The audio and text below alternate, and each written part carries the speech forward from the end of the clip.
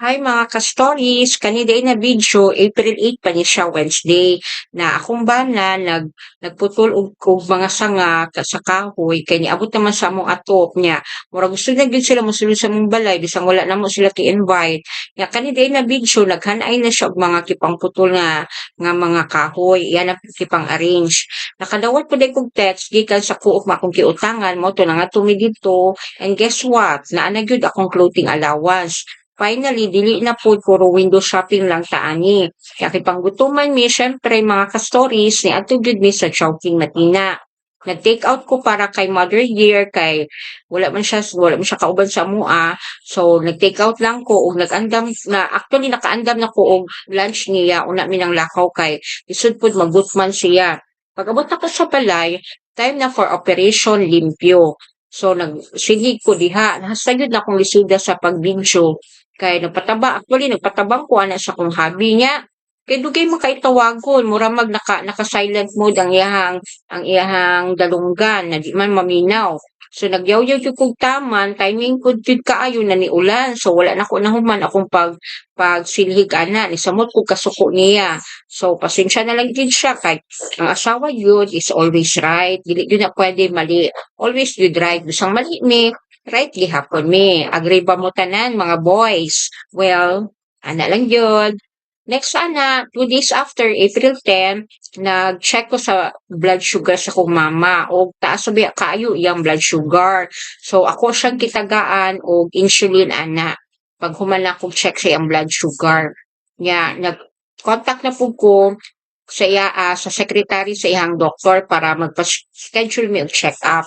Yeah. After ana mga ka-stories naghuna-huna na ko kung asa mi manguha og kwarta. So nag-check ko kung naa na ba'y kwarta si mama sa iyahang ATM. So kay ang kwarta man jud mao gyud na ang bida sa ingon ani ng mga episodes.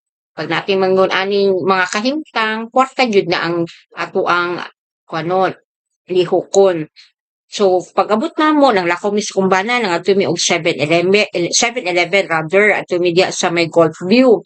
Nya, nag-check mi sa ATM sa dihang pag-abot namo dito, wala man di ay, offline man di ay. So, wala na ano mi kitistingan jud ang amo ang pasensya sa universe.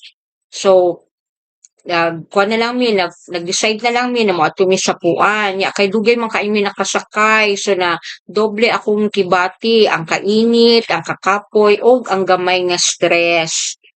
Maayo na lang kay dako ang among payong, at least na mi na portable na shade na nga mura pug VIP bisag naglisod na mi sa kainit. Ya, pag abot kay namong puan mga ka-stories, magpalit mi dayon og sudan og mga prutas kay para healthy po, dili lang kay kanang mga pagkaon na dili mga artificial or mga naay mga preservatives kay idara na baya ta. So magtan-aw gyud kag mga food na healthy food.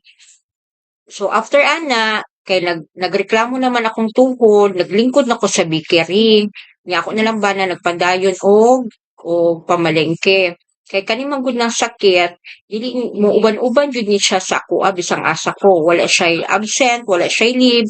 Mura na siya lifetime contract jud ba na nagdi siya sa kuha. But anyway, mag-vlog ko og another about OA, unsa gyud ning osteoarthritis. Pag abutin ako sa balay, na-miss ko sa akong mga tanom. Nabantayan nako na ang akong mga tanom di ay dali ra kay mga uga ba na tingala ko. Samantalang ako dugay man lagi ko mauga. Syempre, alam niyo na nga no.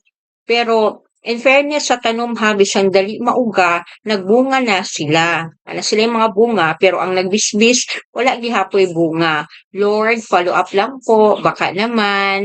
So mga ka-stories, that's for now. Ubanan sa kumbana, kini si Ma'am Levy Reyes Salino, usa ka maestra og nagapahinumdum bisang unsa ka lisod sa kinabuhi pangitaan gihapon ang gamay nga kalipay kay usahay naalang di ay nasa simpleng pagkaon, pamilya ug sa imong yaw-yaw nga naay love. Salamat sa pagtan-aw.